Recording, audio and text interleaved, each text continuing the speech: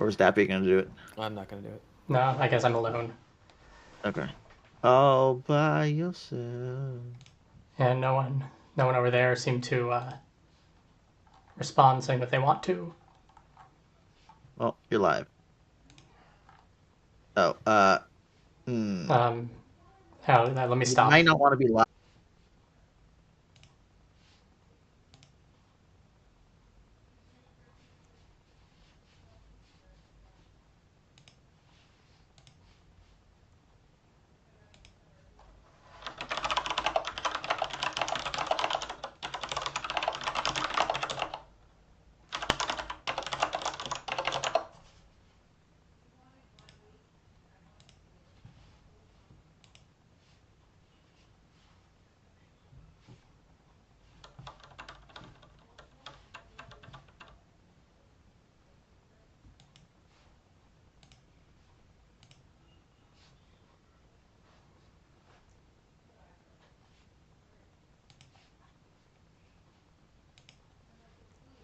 Hey everybody, probably should talk. I'm just waiting for the the players to join the room so that I can get in and stream it proper without me being one of the players.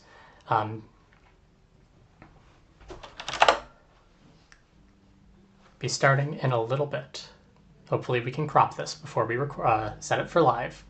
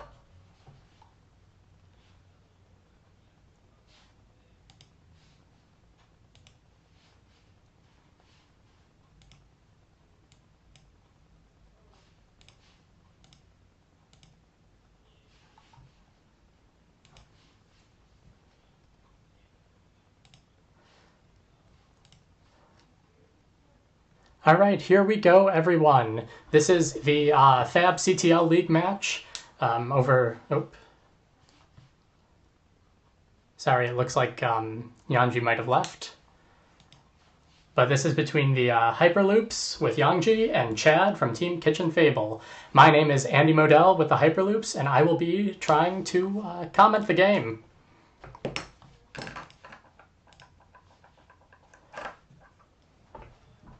So right now I think we're just waiting for the players to show up.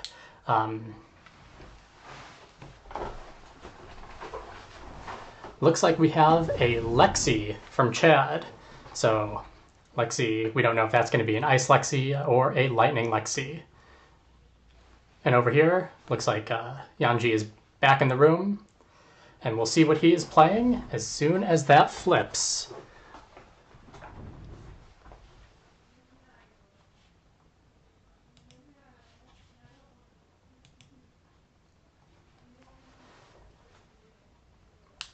Yeah, I'm not too familiar about Chad. I don't know him very well. But Yongji, he was the first place at the Battle Hardened in Indy, so that's pretty exciting. And it looks like he'll be running Briar today. Briar, a hero that used to be very powerful, but has been slightly less powerful in the meta after the nerf of Plunder Run and Ball Lightning. I myself haven't played as Briar since that nerf, but I've played against them a few times, and it is still a very strong deck, though not as dominant as it once was. Very interested to see how that goes against Lexi. Is this going to be an Ice Lexi, a Lightning Lexi? Probably not some sort of hybrid. I don't know if those are very popular nowadays, but we will see. Looks like Yonji may have left the room again. I'm not too sure what exactly is happening, but hopefully we will get things going. The game was originally scheduled for 9 p.m. though, and it is only 8:51, so there is a chance that they do want to delay a little more.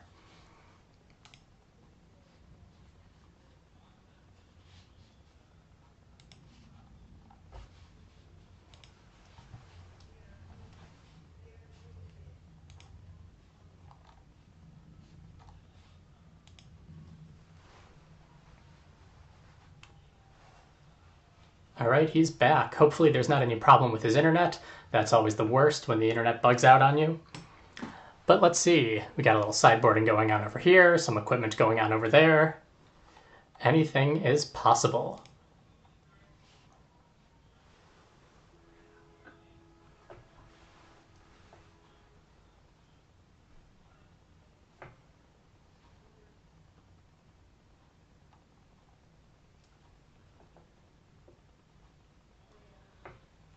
Both players, cards going in and out of sideboard, or in and out of the decks to the sideboard. Very exciting. Not really sure what they were planning on doing for this game, who they thought they'd be playing against, but both of these very good players are going to be figuring out how to optimize their decks for the given match.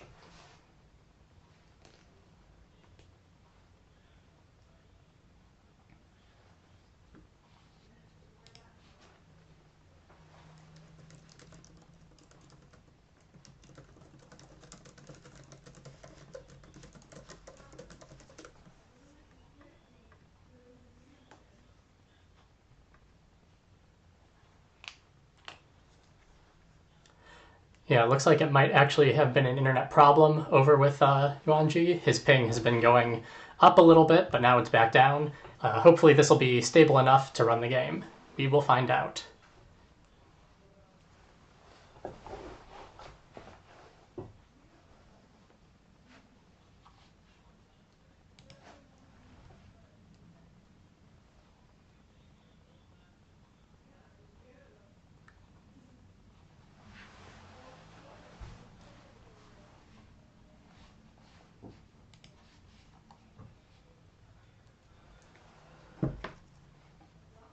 All right, I just got myself with the actual stream chat up. Thank you. You're welcome, Richard Hines. Hopefully this is going to be a good game, and it looks like now we are revealing equipment. We have over on Briar the ever-popular Rosetta Thorn, probably the most powerful Runeblade weapon we have around, along with Grasp the Arknights, Arknight Skullcap, the Bloodsheath Skelletta, a very fun one that can give super powerful results, and the Snapdragon Scalers. And it looks like Yongji forgot to shuffle his deck before drawing up. Gotta make sure you shuffle, that's very important. Over here on Lexi's side, we have Voltaire, Strike Twice, the mythic or majestic weapon for the Elemental Rangers, along with the New Horizon, Shock Charmers, Tunic, and Birch Growlers. And it looks like things are going.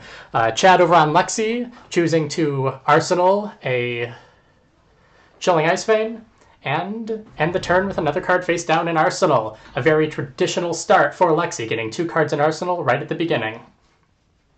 Over here on Briar, what do we got going on? Vexing Malice going in to create a Rune Chant with Grasp, coming into a Arcanic Shockwave.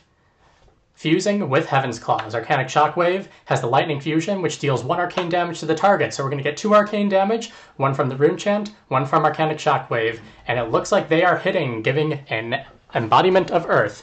After the errata, that's only going to be 1 Embodiment of Earth per turn, and they didn't miss that trigger. We have a block over here, another damage overflowing, and it looks like that's going to be the turn for Yongji. 1 card in Arsenal, 1 card remaining in hand.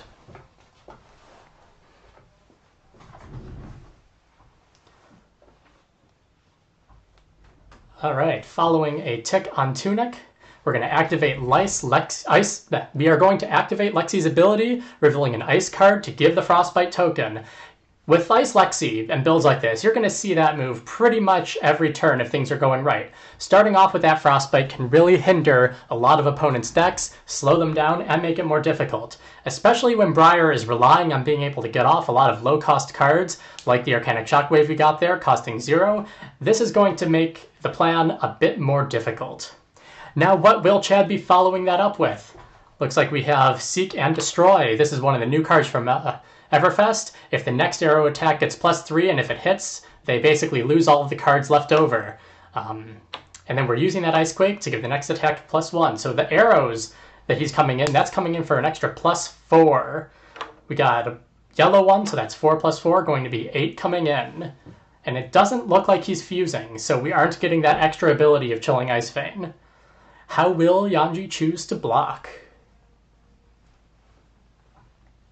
8 is a lot of damage. in general, Lexi is able to put out lots of damage as a ranger. She can use her bow to give things more damage, and she's able to just output them a lot. Over here we have 3 cards blocking, and I'm not sure what happened to the frostbite there. Maybe there was a defense reaction I didn't notice, or things just happened a bit faster than I thought. But yeah, 3 cards went over there. And he's coming in right now with a card that costs 0. This is Lightning Surge. If it were from Arsenal, it would have Go Again, but that came straight from hand. Because Seek and Destroy's ability wasn't affected due to the full block that we had on that Chilling Ice Vein, this isn't going to lose the card in Arsenal. However, we are still only coming in with the 1 card due to that heavy block, which is going through, giving us another Embodiment of Earth token. Over on Chad, we have Lexi revealing an arrow. This does not get the Frostbite trigger, but because it is face up, it does free up that second slot, or no, the doesn't have to be face up to free the Arsenal slot. Yes, it does. Yep, it frees up that additional Arsenal slot, allowing them to use Voltaire. Now, what is he putting in with Voltaire? It looks like it is a Bolt and Shot. This is almost certainly coming in with a +1 from Voltaire, because that +1 gives Bolt and Shot Go Again if its power is greater than its base. So this is going to come in right now for 5 Go Again, giving everything that we know. The on-hit ability from Bolt and Shot is that it does allow Chad to reload if he wants, getting another card into his arsenal without having to pay anything. This could be useful if he doesn't want to use a resource on Voltaire, or not. And it looks like Yongji is blocking with a Sink Below. That's going to be sinking over there. And he's taking 1 damage because this had the +1. So that is going to go over. Chad will have the option to arsenal a card. Will he execute that option? Let's see.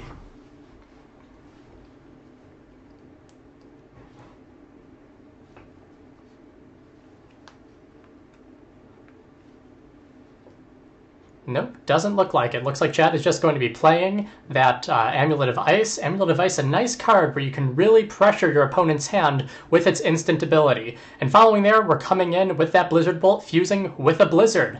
Blizzard Bolt, gonna deal a Frostbite if it hits. Ooh, and Yongji is blocking with Channel Mount Heroic, one of the most powerful cards Briar has in her arsenal. Losing one of the up to 3 of those will make it more difficult for Yongji to come in with heavy hitting, though what we've seen against a lot of Ice Lexi is that the main strategy is to try and block them out till they run out of arrows, so maybe that won't be too important, or maybe we'll miss it later on. Over here we have coming in with a red Autumn's Touch. This is a 7 damage, costs 3, and overall 7 damage is decent pressure, especially when Lexi is already at 33. Normally, I'm not used to seeing Briars come in with these large big attacks, but I'm also not used to watching the more Earth builds. I'm more familiar with the lightning side. So that still looks pretty powerful. Chad is letting all that damage through, generating another Embodiment of Earth token for Yongji, who is drawing up and ending the turn again. Over here we have Ice Lexi on Chad refueling that Blizzard we saw earlier. Blizzard can be especially devastating against Briar, who tends to rely a lot on Go Again.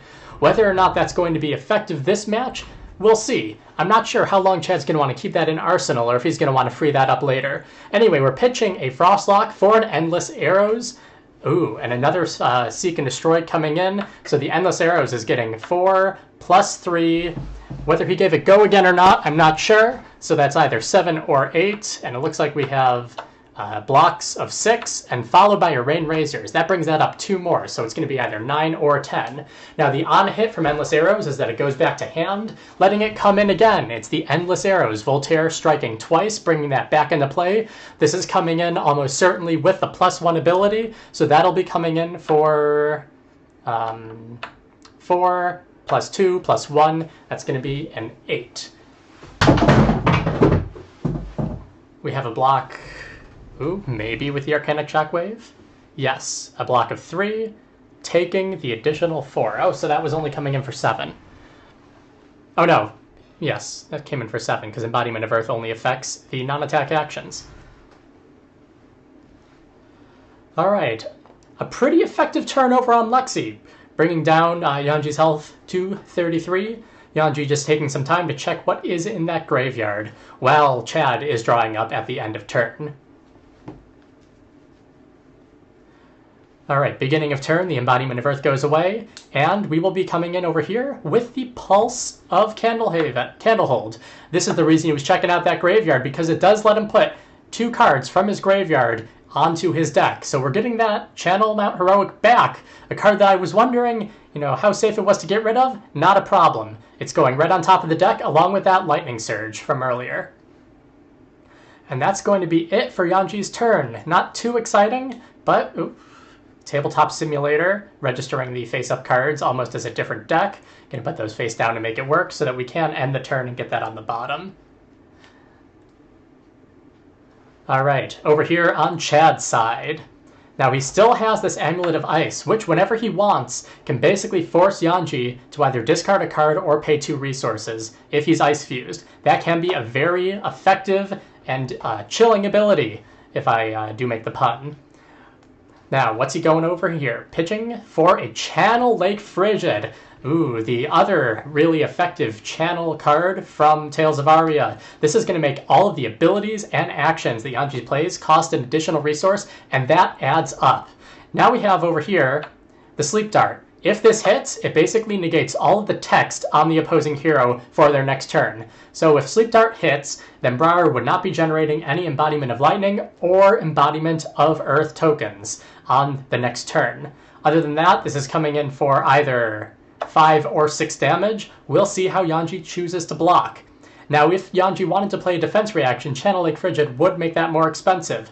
But it looks like he's blocking with 2 cards, an E-Strike, and a Channel Heroic. That's probably the same one we saw earlier, but that's still pretty hard to lose that again so early.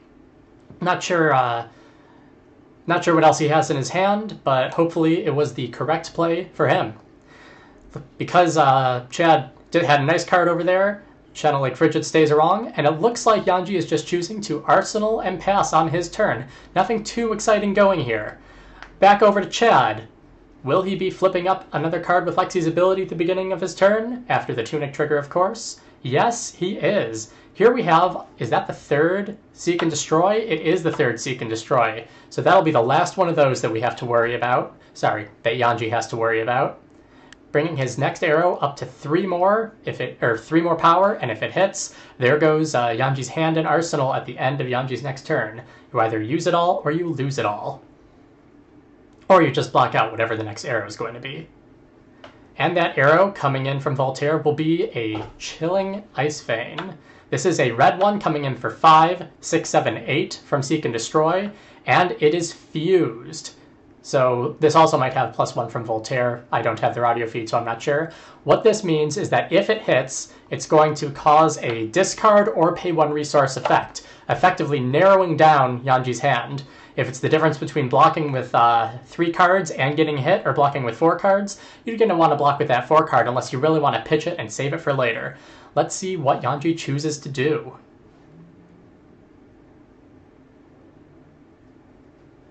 We have, looks like we have 3 cards blocking.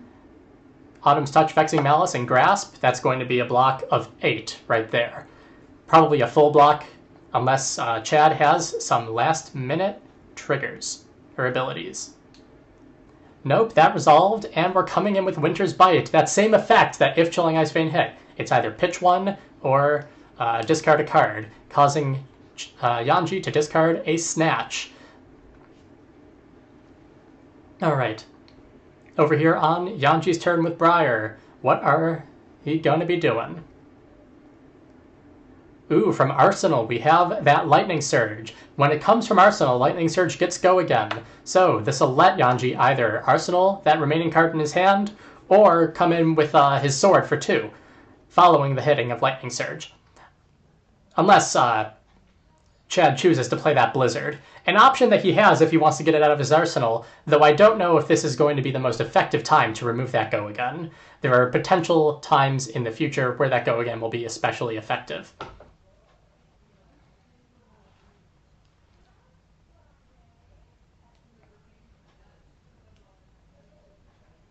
All right, Chad is choosing to take all 4 damage, and Yongji not making use of that go again, just generating that embodiment and arsenaling the remaining card in his hand, playing a pretty defensive game, not willing to extend himself out too much, especially at the cost of what might potentially be some very useful stuff for the future. All right, Lexi is revealing another Channel Lake Frigid. Channel Lake Frigid turns are some of the most effective ones that you can get as an ice hero when you're playing against especially Rune Blades that like to be more aggressive. Now, right now, during this blockout style game, I'm not sure if it's going to be as effective as it would be during the second cycle, but we have Chad playing it anyway, getting it out of Arsenal, and just choosing to end his turn there, putting another card face down. We don't know... Having that one Arsenal slot available because the other one is held with Blizzard may or may not be impacting his play. It doesn't look like he's drawing enough arrows that he can really be doing things like Channel Lake Frigid into arrow, going again too much. But otherwise, it still seems like a pretty standard Ice Lexi turn.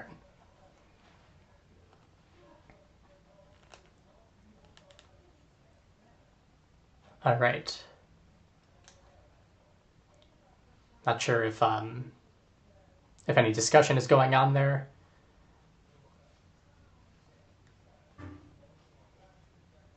Between Chad and Yongji. All right, yep. Looks like Yongji is starting his turn, removing that embodiment of Earth at the beginning of his turn. And what will he play? He has a full card hand and an arsenal, but Channel Lake Frigid makes everything cost 1 more, and that Frostbite token makes the first thing cost an additional. So he's pitching right now 4 resources to play Lightning Surge. 2 of those resources into the Lightning Surge, 2 of those resources are still floating. And that Lightning Surge did come from Arsenal, so it is going to have go again. Now with 2 cards left in his hand, this is a much more potentially impactful time for that Blizzard of Chads to come into effect. Will that happen? Will a potential 2 cards or 2 resources floating over here already make it so that it's not worth it for Chad and he wants to hold on? Let's find out. Oh, yep, Chad has to remember to draw up. That's important. Make sure you have all those cards you need to potentially block or potentially not. Setting up for your turn. Oh, and he took 4 damage, going down to 18. And Yongji is coming in with a Snatch, using another one of his floating resources. Snatch is nice. It has that breakpoint of 4, meaning it's hard to block with a 3-block attack. And it has that, if it hits, draw a card ability. Very impactful. When you draw a card, it could let you either Snapdragon Scalers into something powerful from your hand and use that to pay the resource, or it can help you set up your arsenal more powerfully. You never know. We certainly don't. But it looks like Chad is going to take the damage, bringing him down to, oh, or not. Does that mean that Yongji has potentially an attack reaction? Or is Chad second guessing? Yep, looks like he's taking that 4, bringing him down to 14, with Yongji at 33. And Yongji drawing that card and putting 1 right in Arsenal. Nothing else happening this turn for him. That might be potentially due to Channel Lake Frigid, or that could just be to the cards he was dealt. Over here on Ice Lexi side with Chad again, what do we have? Ooh, looks like he's starting with Rain Razors. All of his arrows this turn are going to get +2 while attacking. That's a great way to set up for a powerful turn, showing it early. And he's coming in with 3 of a kind. 3 of a kind lets Lexi draw 3 cards, but she can only pay cards from her arsenal for the rest of the turn. Now it looks like that Tunic resource went to pay from that, and the reason why Rain Razors was paid early was to make sure that arsenal slot was freed up. That way Chad will be able to put cards into arsenal, bring them out. I don't know if the ordering matters too much, but we have here a Blizzard Bolt. This is the one with on hit, creates a Frostbite if it's fused, pitching a Frostfang with 1 resource. So Chad right now has no resources floating. Blizzard and Blizzard Bolt in arsenal. All of his arrows are going to get +2 from Rain Razors, and he can only play cards from arsenal. Is Yongji going to be reacting to this somehow? No, doesn't look like it. Looks like we are now coming in, Chad, with a Blizzard Bolt for 5, 6, 7 from the Rain Razors, presumably go again, and it's fusing with the Winter's Bite. So this is going to have an on-hit create a Frostbite token effect, coming in for 5, 6, 7, or 8 with that on-hit potential. Also, because he fused Blizzard Bolt, Chad has the option of activating Amulet of Ice in order to cause Yongji to pay 2 resources. He could do that to prevent him from being able to block, or to make his next turn more miserable. Or he could just save it a little bit for later. We'll see when he chooses to activate that. Right now, Chad has a lot of resources on the board that he can use at his disposal. That Blizzard potentially hitting the go-agains, that Amulet of Ice potentially hitting his hand. And Yongji is going to be blocking with Bramble Spark and Autumn's Touch. No embodiment, so that's only 5 right there. And he'll be reacting with a Fate Foreseen, making that 5 up to 9, choosing to look at the top card, an Opt ability, and he's putting it right back on top. So that looks like it's going to fully cover the Blizzard Bolt. It's going to be back up to Chad to see what he does next. And he will be activating that Amulet of Ice. As mentioned, it is a way to make sure that that hand runs out. Yongji is now out of cards in his hand to block, so anything Chad chooses to play will be coming in at full effect. If he is playing anything, looks like he might be considering to Arsenal here. Could he be out of arrows, or not have the resources he needs to load and play them? That's one of the problems with Lexi. She doesn't have a weapon that deals damage on her own, so she does depend on those arrows. And you have to be able to put them into Arsenal. The bow will only put arrows into Arsenal. It doesn't put non-arrow attacks. So she wouldn't be able to put in a Frostfang, for example, and then come in with that on the 3 of a kind turn. Yongji over here had no cards in hand, choosing to just pass and draw. And Chad is coming in again with his Tunic Trigger and revealing that Winter's Bite we saw from earlier. That was the one used to fuse the Blizzard Bolt. This has that same effect that Lexi likes to do. This one being a red one, you gotta either pitch a blue card, multiple cards, or discard a card from hand. Discarding usually never what you want, because that's a card that you're not going to get back on the second cycle. But if it's between a blue or not, yep, right here we're choosing to discard, or Yongji is choosing to discard that Channel Mount Heroic instead of pitching a blue card. Not sure if he doesn't have a blue card or he just doesn't want to use it, but either way, that Channel Mount Heroic is gone. And we have a second 3 of a kind coming in from Chad. 3 of a kind turns on Lexi tend to be some of the most destructive, with potential for lots of high output.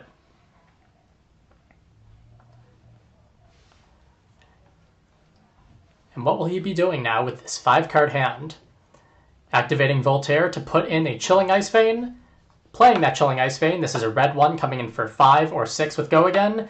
And Frostfang is the fuse. So if it hits, it has that same effect that we've been seeing. Discard a card or pay a resource.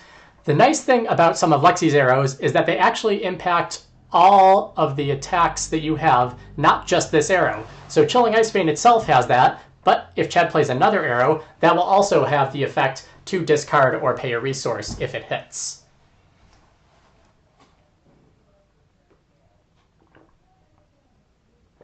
How will Yongji choose to block right now? Ooh, looks like we're coming in with Comfort Fight for 3 and Bloodchi Skeleton for 2. That's going to be a full block of 5. Frostbite token is still active on Yongji. Ooh, and it looks like we're seeing that Endless Arrows again. Endless Arrows, if it doesn't get full blocked, tends to show up again and again, giving Lexi more resources. When every arrow is basically her equivalent of the only weapon she has, potentially recycling cards like Endless Arrows will be very impactful in lengthening the amount of damage you can deal throughout the game. Especially on turns like a 3 of a kind where you can only play arrows. Endless Arrows are nice.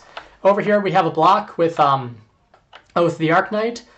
Looks like that Endless Arrows went right back to hand, not fully blocking.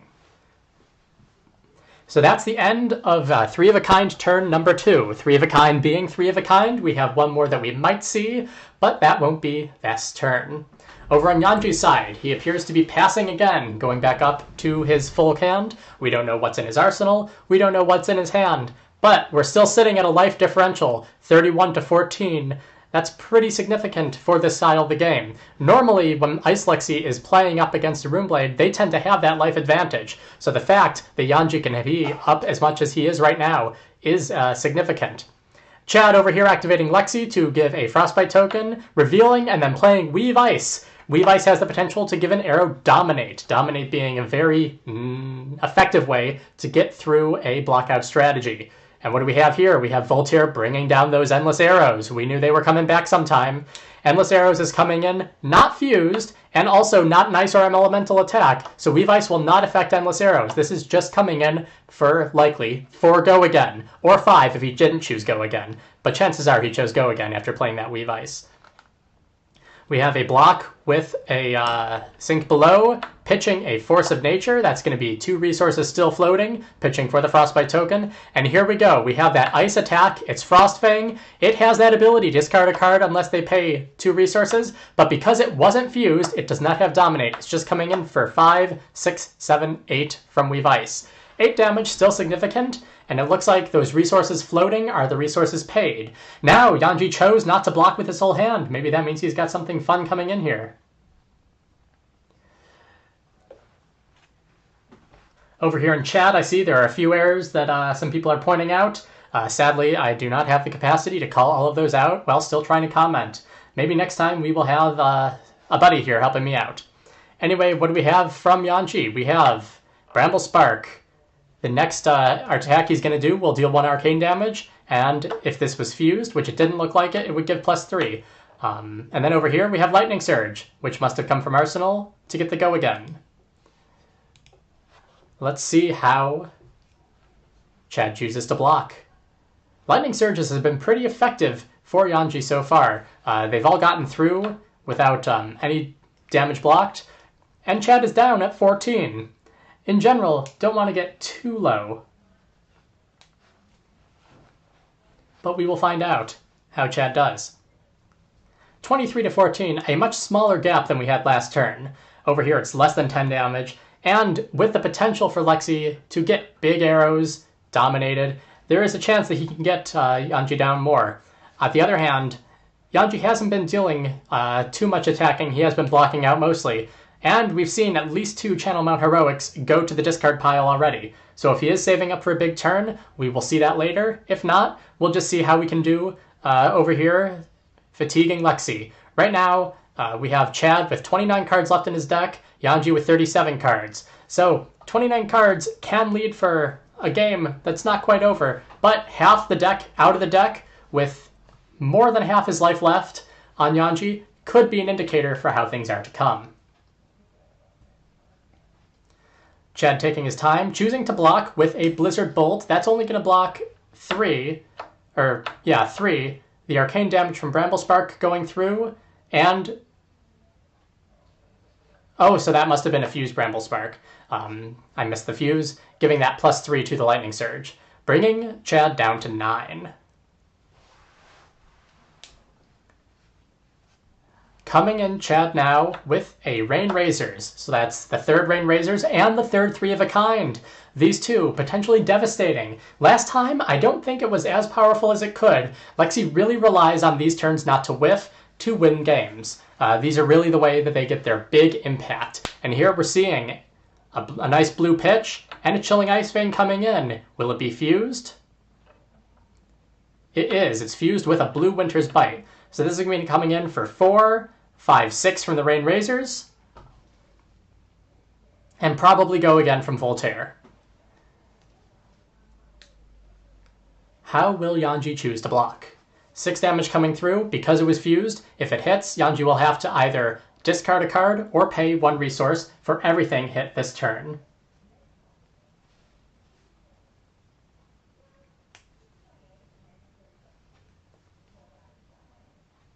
Alright, Yongji is choosing to block with 2 cards for a full 6, a Singing Steelblade, and a Command and Conquer.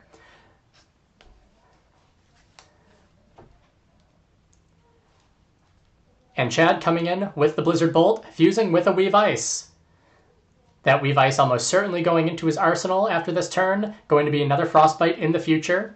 And Yongji will be blocking 3 plus a Fate Foreseen. So that's going to be a full block coverage, it looks like. Oh yes, that's 4 on the Force of Nature because the Element of Earth. Yeah, so that's going to be 8 blocking even despite the +1 from Voltaire. Yongji choosing to do nothing on his turn, draw up, bringing it back to Chad. Chad remembering his Tunic trigger and activating Lexi to give us that Weave Ice we saw earlier. Giving the Frostbite token to Yongji, Weave Ice is coming in. Elemental and Ice attacks get the boost, and if they are dominated, or if they are fused, they will get Dominate, the next one. What attack, though, will get the bonus? Looks like it might be that card. Nope, that's pitched. Frostlock. Frostlock is an interesting one. It blocks things that cost 0 from happening, which, against some Runeblades, can be devastating. Whenever I'm playing against Alexi and they play Frostlock, I tend to be very frustrated with those turns. Anyway, we have over here the Blizzard Bolt coming in. This is a yellow one, probably getting Go again, maybe getting the +1, fused with Winter's Bite. So that's going to get the full 3 bonus from Weave Ice and the Dominate. So that's coming in for 8 or 7 with Dominate. Dominate, of course, meaning that you can't defend with more than one card from your hand. If the card in Yongji's arsenal is a defense reaction, that could come in to increase the block. Also, because it's fused, it will trigger another Frostbite creation.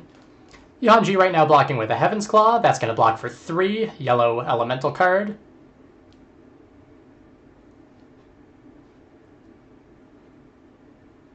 And it looks like he's considering equipment as well. No, it's just that's going to be a hit, dealing the remaining damage, and giving that additional Frostbite token.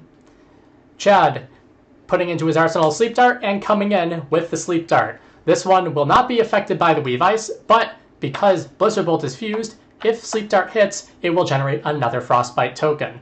Coming in for 6 damage, and if it hits, it will generate not only the Frostbite, but it will negate Briar's ability to generate her embodiment tokens. How will Yongji choose to block? We have 3 coming in with a Come to Fight, followed by a Sink Below that he is paying for, pitching a Blue Autumn's Touch to pay for that Sink Below in order to fully block that out. Chad has used all of his Seek and Destroys, all of his Rain Razors, and all of his 3 of a kinds. So he is out of most of the traditional tricks that you see in Ice Lexi playing.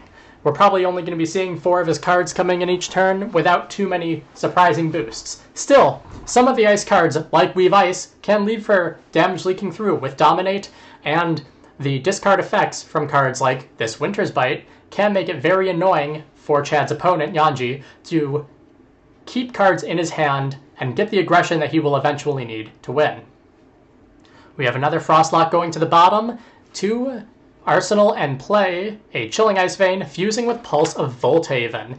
Pulse of Volthaven giving a card +4, but you can't give it that +4 if you're fusing with it too. It'll likely go in arsenal, triggering both of Lexi's abilities on the next turn though. Anyway, here we have a Chilling Ice Vein coming in for 4 or 5, and if Yongji doesn't block all of the damage, he'll have to discard a card or pay a resource. Now, he already has resources floating, so it'll be easy for him to just pay that resource. Only blocking with 3 from this Arcanic Crackle. And there we go, that Pulse of Volthaven into the arsenal. We'll be seeing that soon, I am sure. Alright, over here on Yongji's turn, he doesn't have the Frostbite token anymore, so he's coming in with an E-Strike. Choosing, doesn't look like he's drawing a card, not sure if he chose Go again or for 7, but that's the options.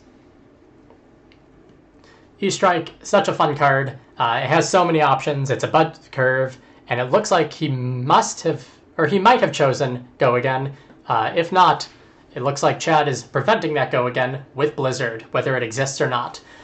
Chad could be playing the Blizzard just to get it out of his arsenal to free up that arsenal space, or he could be wanting to stop whatever this card is here in Yongji's arsenal. That card's been sitting in Yongji's arsenal for a while. I'm sure we'll see it at some point, but not this turn.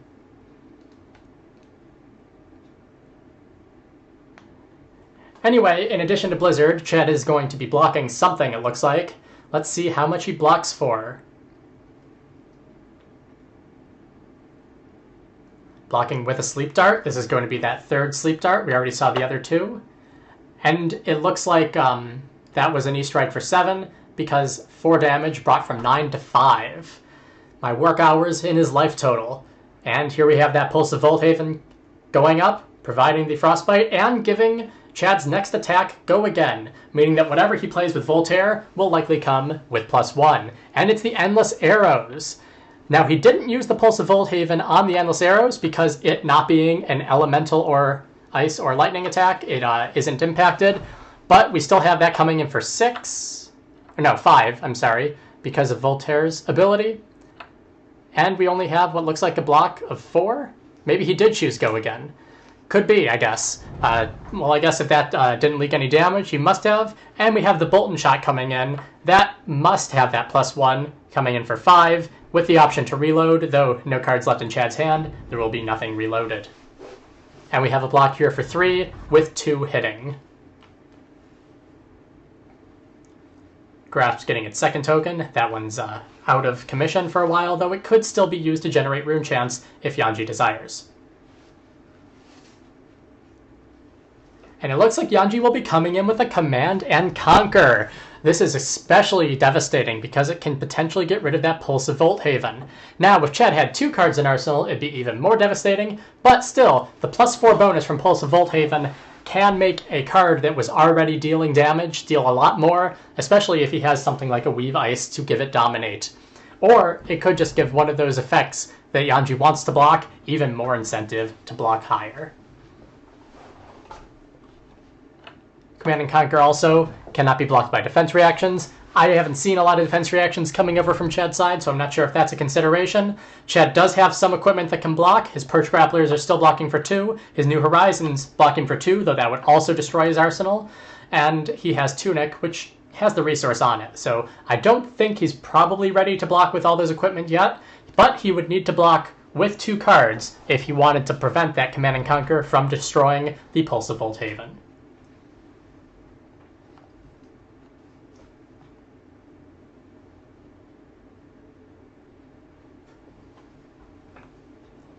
Looks like Yongji checking Chad's graveyard to see what threats are remaining. That graveyard has 39 cards, the deck has 16. So with the 4 cards in hand and 1 in arsenal, Chad does not have very much gas left in his deck. Will Yongji be able to block out the remaining 15? Will this Command and Conquer deal even more damage in that fatigue strategy that we're seeing? Let's see how this block turns out. Chad really taking his time. Ooh, and coming in with 2 Chilling Ice Fang, both of those blue. A full block on the CNC to keep that Pulse of Volthaven. Let's see how it goes. Using Tunic to activate Voltaire, coming in with a Bolton Shot for, looks like 3 damage, and Go Again due to Bolton Shot's ability. And we have a block with a Runic Reclamation. That's 3. And we have an Arsenal coming in from Chad. So not too much spice that turn, but that's what happens when you drop 2 cards on Lexi. Lexi really needs to keep her cards in hand if she's going to have effective turns.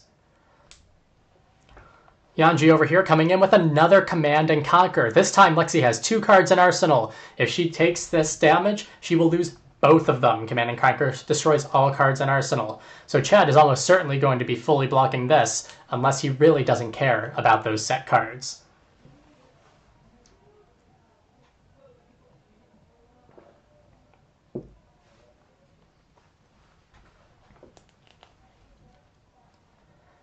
These are the difficult decisions. Chad is starting to realize that he's running low on cards, blocking as effectively as possible. Tunic no longer having the resource. It's time to go. Will he get 3 more turns? Probably, but at this point he wants to keep that extra card in his hands. And Perch Grapplers, a card that really only exists to provide those additional 2 blocks, is out of the way. Chad revealing a Weave Ice with Lexi. This is the 3rd red Weave Ice. We got +3, if it's fused, Dominate. Volthaven Pulse coming in. The next card coming in will almost certainly be, ooh, here we have one of those Frostlocks that came, and it is fused. So this is coming in for 3 or 4, depending on what he chose on Voltaire, +4, +3. So that's going to be, if I can do math in my head, which I probably can't, 10 or 11 damage. And it has the effect that it can't be blocked by cards that cost 0, if I recall. No, it's while Frostlock is out there, it's as though Channel Lake Frigid was in effect, so defense reactions cost an additional resource. It gets +1 from its fused, actually bringing that from 10 to 11 to 11 to 12, and if it hits, on his next turn, Yongji would not be able to do anything that costs 0. Over here, he's pitching an Arcanic Crackle. That's a blue one in order to play the Fate Foreseen, necessary to get through the Frostbite token and because of the ability of the Frost Lock. Looks like they're keeping that Frostbite token on the board, though. Or maybe he's getting rid of it there. There we go. And that's going to be it from Chad. What will Yongji do on his turn? 2 cards in hand, 1 card in arsenal. No ice effects preventing things. Oh, looks like he's just drawing up. I guess Frostlock did hit. I missed the life total change. So we're passive, and we're passing. Chad with 9 cards in his deck, 4 cards in hand, 1 card in arsenal. Will these 14 cards be enough to get 7 damage through on Yongji?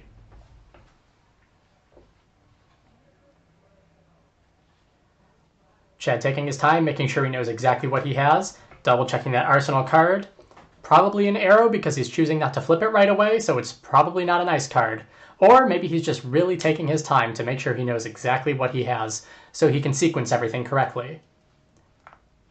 Looking through the way he was pitching earlier, he does have another 2 Frostlocks that he's been saving for later, so those can potentially be what he needs to get things through. Though, with all of his Weave Ices out of the way, and that Pulse of Volthaven no longer sitting there, I don't know if he'll be able to boost it enough to get over the normal blocking that Yongji has in his hand. It looks like Yongji did tune his deck in preparation of being able to block out with all of these defense reactions. Normally not a hallmark for Briar, but proving effective, I think, in this match.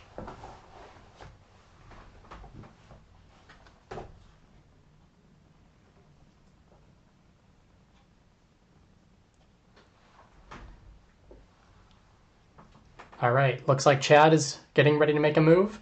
Grabbing hold of that 4th card, discarding, or not pitching. No, he is activating Lexi's ability. There we go. We have an Ice Quake. This is going to give a Frostbite on hit if he plays it, and a +1 because it's blue. And now he's discarding that Bolton Shot, activating Voltaire to put in a Blizzard Bolt. This is a red Blizzard Bolt, so that still does damage. He did not activate Ice Quake first. And the Blizzard Bolt is fused. Looks like that was another Winter's Bite. So if he plays that Winter's Bite, that'll hurt. I don't know if this Blizzard Bolt was coming in with +1 or go again. We will see. Yep, and it looks like that was a red Winter's Bite. So if he does play the red Winter's Bite, that could be potentially a full card out of Yonji's hand, either on the bottom or in the discard pile if he doesn't want to get rid of a blue. We have a block for 6 with another E-Strike. And Chad will be following that up, it looks like. Or he'll be choosing to arsenal one of the 2 cards remaining in his hand. Chad really choosing right now how to as effectively use his resources because he wants to make sure that he doesn't remove everything from his deck that'll just be blocked out anyway. If Chad plays something and it's only going to come in for 3, knowing Yongji has those 2 cards, maybe he wants to save it for a turn where he can make it more effective. Or maybe he's just considering which card he wants to arsenal in order to affect Lexi's ability or just have that ready for next turn. Chad chose to arsenal, ending the turn. And what will Yongji do? Is Yongji going to start on the offensive? Yes, he is pitching 2 cards to get over that Frostbite. Yep, 4 an Autumn's Touch red. This is another 7 damage. That is lethal right now. Chad probably going to block with at least 1 card from hand. And I don't think he's going to get rid of that New Horizon yet, because that's 2 cards in arsenal he doesn't want to lose. We see that Channel Lake Frigid go away. 1 damage leaking over, along with another arrow. Chad has got to be running low on arrows now. 7 cards in deck, 2 cards in hand, 2 cards in arsenal. Flipping up a Frostfang. This is a attack action, but he is not an arrow, so won't be using Voltaire or anything. That's just going to come in for normal damage after this Winter's Bite goes through. This is the red Winter's Bite we saw earlier. 3 pitch, or Yongji has to discard a card. I'm used to seeing a lot of blue Winter's Bites, especially with all of the Starvos that we've had lately. Red Winter's Bites tend to show up only in the Ice Lexi builds, so it's a bit refreshing to see this different. I haven't seen too many Ice Lexis lately. Anyway, it looks like Chad is pitching his Blizzard to come in with that Frostfang. Frostfang has another similar effect. If Yongji doesn't block it, that'll be another discard or pitch. This is a red Frostfang, so that's coming in for 5, of which 6 will be blocked. So no damage going through. and Yongji will be left with 1 card in his hand for his turn. Chad over here has 8 cards in his deck, so 4 cards in hand now, 4 cards in deck, 1 card in arsenal, really saving that Ice Quake, and Yongji just chose to arsenal and pass on his round. Coming in on the final turns of this game, Chad really has to be feeling the pressure of all these cards that are no longer available to him. Coming in with a blue Winter's Bite, that's going to be 1 resource, or the discard from Yongji. Yongji discarding a blue Arcanic Crackle. With 2 resources floating, Chad is pitching the Frostlock again, playing the Ice Quake. +1, and the attacks will have a Frostbite on hit trigger. Ooh, and we have another Frostlock fused with another red Winter's Bite. This Frostlock coming in +2, +1 because it was fused, +1 from the Ice Quake, and potentially +1 from Voltaire. So that's 6 damage coming through. Defense reactions and other abilities are going to cost 1 more from Yongji, but it's still not a huge amount of damage to block. Yongji getting rid of his 3rd Channel Mount Heroic, and an Arcanic Crackle over here. That's a full block, and Chad is down to 4 cards. 5 cards, I'm sorry, missed the one in the pitch zone. So there's going to be 1 card in his deck, 1 card in his arsenal. Yongji coming in with a Snatch. Snatch, once more, it's only 4 damage. It lets him draw a card if it hits. Not too much he's going to do with that drawn card unless he Snapdragons before he sees it.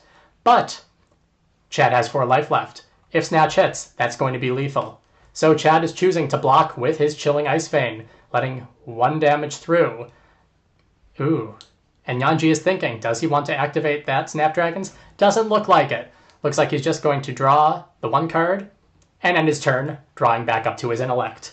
Chad over here, one of his final turns, revealing that Winter's Bite. This is the red one. Discard or pay a blue. And it looks like Yongji has the blue to pitch, Earthlore Surge.